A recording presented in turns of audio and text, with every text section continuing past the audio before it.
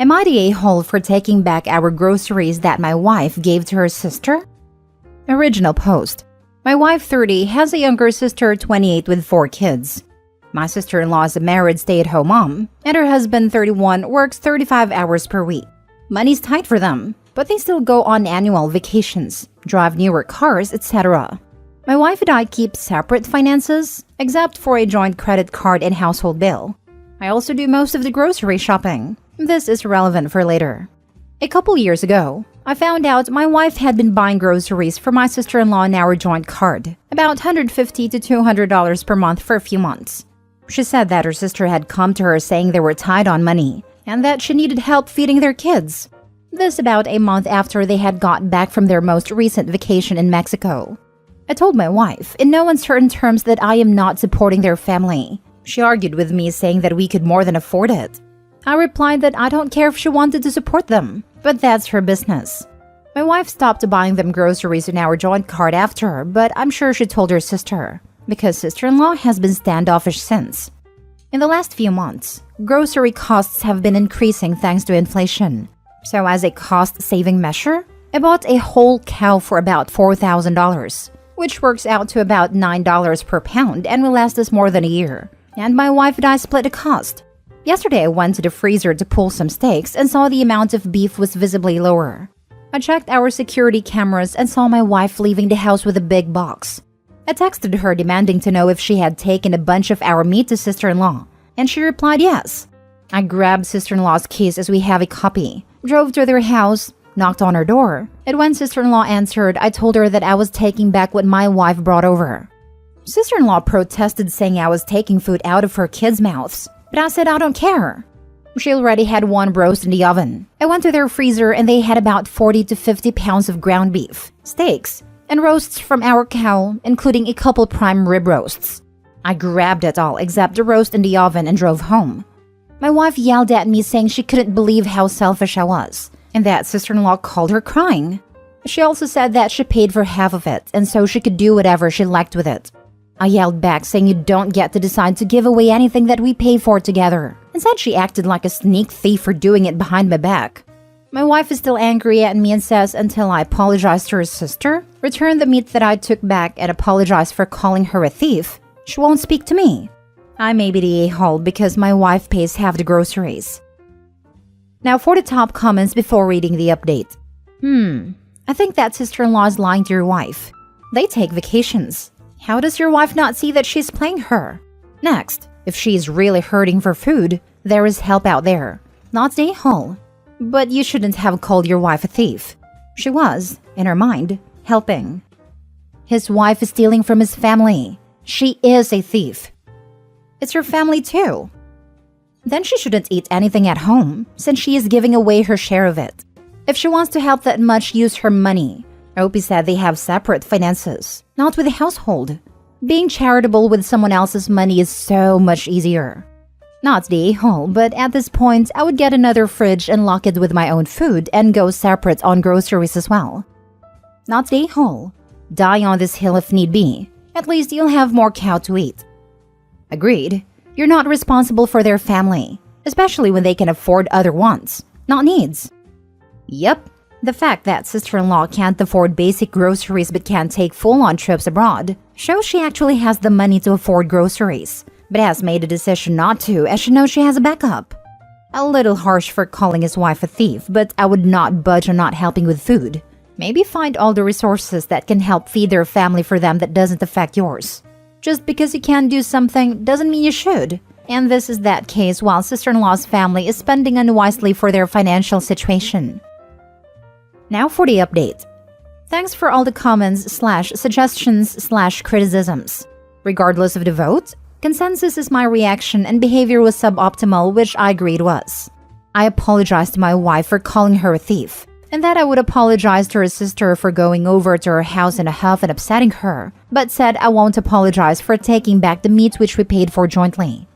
I laid it all out and said that my position on me not buying groceries for their family hadn't changed.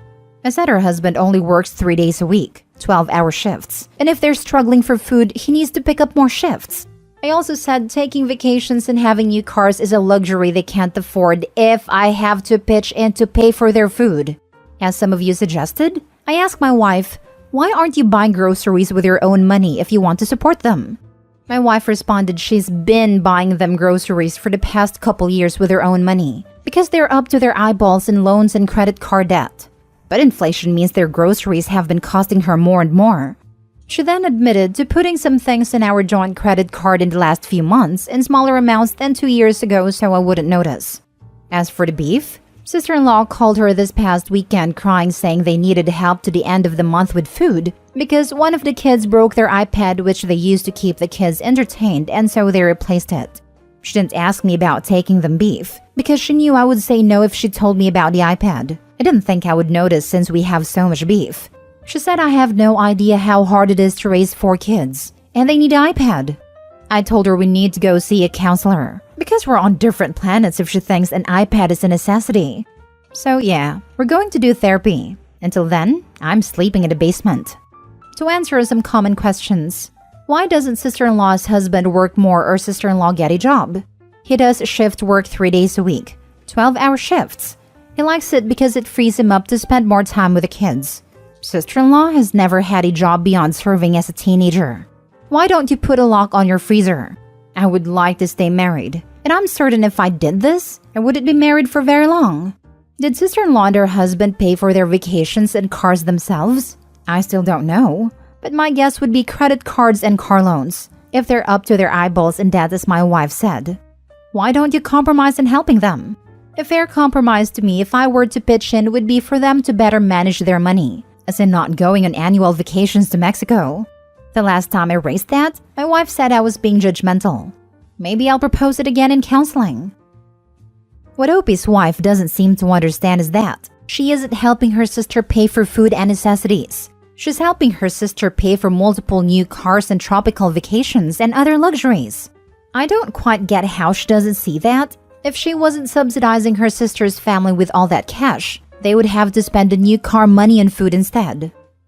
Exactly. She's not paying for their needs. She's paying for their wants. It's worse. She is actively preventing her sister to learn how to manage money. I am not sure if Opie's wife understands managing money herself that well. What's with indulging her sister for years, jumbling priorities of food and iPads, and thinking her husband wouldn't notice when months' worth of meat were gone? You're being judgmental. Yes, exactly. He's judging them on their inability to manage their money because they keep leeching off of his. And it's right to do so. The kid broke an iPad so they used grocery money to pay for a replacement? Get lost. This garbage enrages me. As someone who has to go to the freaking food bank to feed my kids when I was working 60 to 72 hours a week, being garnished to hell because of being scammed by ITT Tech. Not only that, but husband specifically works less to spend time with the kids. Yet they need an iPad to keep the kids entertained? None of this makes sense. My friend's brother and his ex are the type to let their kids have unrestricted tech access so they don't have to bother parenting. And the parents are on their own phones, /computers, /consoles 24/7 when they are not working. Not that they can keep a job for long anyway. I feel bad for the Opie though. Wife is enabling this horrible behavior because the sister is guilt-tripping her through the kids. Next story. Am I the a-hole for calling the cops and causing him to be taken in for taking my car and using it while I was sleeping? So, I've been seeing this guy 30 male Kevin for several months now. We'd visit each other weekly and last week he spent the night with me. Next morning I woke up 9 a.m. and couldn't find him nor my car. I searched for my car key that was at the bottom drawer in my son's room. I usually hide it in there and no one knows about this secret place, but couldn't find it. I freaked out and tried calling Kevin but his phone was dead, so I ended calling the police after waiting for like 10 minutes. Shortly after, I discovered that Kevin was found with my car at the supermarket's parking lot. He was taken in by authorities and a car was returned. He was fuming at me saying I should have not called the cops because he took the car to go buy his breakfast. In my defense, I said he never asked for my permission and I never gave him the okay to drive it. He argued that he thought I wouldn't mind, much less escalate and call the cops after he's done a nice thing for me and my son. He said he never had issues with cops, But because of me, now they thought he was a thief. We haven't talked since then. His brother keeps berating me, saying I messed up and acted stupidly. Am I the a-hole for freaking out and calling the cops? I didn't even know how he got the key. Now for the top comments. Not the a-hole. Excuse me, has he been snooping in your child's room? Red flag. Yeah, this is where I'm hung up. Was your kid sleeping in his room when Kevin just started rummaging through his drawers? So Kevin was trying to do a nice thing for Opie and her son, which indicates that the son was home, but then she's really worried about a car and not so much about the fact that this guy was searching her child's room while Opie, and possibly her son, slept? He was fuming at me, saying I should not have called the cops because it took the car to go buy us breakfast. And to top it off, is anyone buying this excuse? Not the a-hole. That seems to be the go-to excuse when a guy steals something in the morning. Remember the guy who stole his girlfriend's debit card to buy breakfast? Now I'm wondering if that was a cover story too. Forget him literally stealing your car, but what was he doing in your son's room where I'm assuming your son was sleeping? Rifling through his stuff while you weren't able to intervene because you were sleeping. This guy's a creep, and you need to keep him away from your son. He sounds like a hardcore predator. Protect your child and keep this man away from your family. Not the a-hole. Also, I highly doubt Kevin was getting you breakfast. I bet he was meeting someone in that parking lot for an exchange of something, which is why he was angry cops were involved, and he tried to flip the script and make himself look like the victim. I'm telling you, he is up to no good. Yeah, I hope Opie will come back and clarify whether or not her son was asleep in his room, because let me tell you, if an adult male was in my child's room for an extended period of time, while my child and I both slept, I'd be calling the cops in my way less than 10 minutes, and not because of my car. Last story. Am I the a-hole for not punishing my child for a simple mistake and kicking my sister out? So I, 30 female, have a little girl, 6 female. I grew up in an environment where every mistake was punishable. Dropped ice cream? No more for the rest of the month. Accidentally broke something? Grounded. So when I had my child, I swore I wouldn't punish her severely unless it was very big. So my sister, 34 female, lost her job, so I opened my doors to her and her son, 7 male. It's been going pretty okay, but I recently noticed how whenever her son would make a mistake, he'd act like it was the end of the world. For example, he and my daughter were playing tag in the house, and they accidentally knocked over a vase. I heard a crash from my office at home, and when I came, my nephew started bawling and saying he was sorry. I asked him if they were both okay, and told him that next time don't run around in the house. He looked at me in confusion before running off when he heard his mother coming. I thought that was really weird, but shrugged it off and cleaned up the mess. So last week, I took the kids to the park and my sister tagged along. I bought some ice cream for the both of them and watched them while they played. I needed to go to the bathroom, so I asked my sister to please watch the two of them while I was gone. She obliged. I come back and my daughter is crying. Her ice cream is on the ground and my sister is yelling at her while my nephew is also crying. I ask what is wrong, and my sister tells me that while running around despite my sister telling her not to, my daughter dropped her ice cream. My daughter then said that my nephew was chasing her with a worm on a stick, so she was trying to run away from him. I check up on her to make sure she hadn't hurt herself before exploding on my sister. I yelled saying she had no right to yell at my child, while she said she was just making sure my daughter didn't grow up to be a brat, seeing as I don't punish her. I told her I make sure my daughter learns from her mistakes. I'd only discipline her if it's warranted. I then told her to leave my house, to which she did the very next day. Now, I'm getting messages from my family asking me how could I turn away my sister and her son when they had nowhere to go, and I'm heartless. I feel really bad since her son did nothing wrong. So am I the a-hole?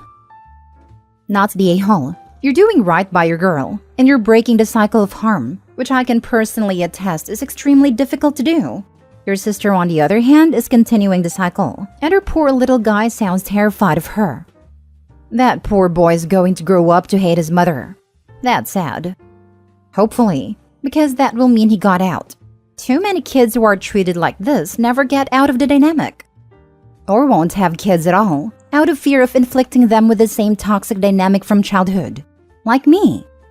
Mistreated children become abusive parents. It is a cycle that some break out of, but most people do not. It sounds like you did and your sister didn't. Protecting your daughter from that is a priority. If screaming is sister's opening pitch when something goes wrong, it is hard to expect her not to do that again. It'll be reflex. Also, she sees you as a falling down on a job and that it is her place to fix matters. This is not a good situation. Normally, I detest support family no matter what arguments, but you haven't described her as being someone you've avoided, someone you couldn't get along with. For the sake of your nephew, maybe try and talk to her. Hey, mom and dad may have not been the best at parenting. I don't want to repeat their mistakes. While you are here, let's try something different. Maybe you overreacted, but it was in defense of your daughter. I can't bring myself to call someone the a-hole for trying to be a better parent. I guess, see if there's a way to be a better sister without compromising that, not the a-hole. Saying most victims turns around and do it themselves is only perpetuating a stereotype that works to stigmatize victims. I'm not saying victims can't become perpetrators, but saying most do is wrong. It only makes things harder for victims. If you look it up, there's actually also research that shows victims as a child end up facing more of it as adults. This is what drove me crazy whenever people found out about my horrible mother and assured me that it wasn't really her fault. That's how her mother treated her, without knowing anything about the situation. My maternal grandmother raised me, was a saint, and was blamed by others for my mother's poor choices and behavior until she died. She probably blamed herself too when she did nothing wrong. The fault rests with the abuser alone.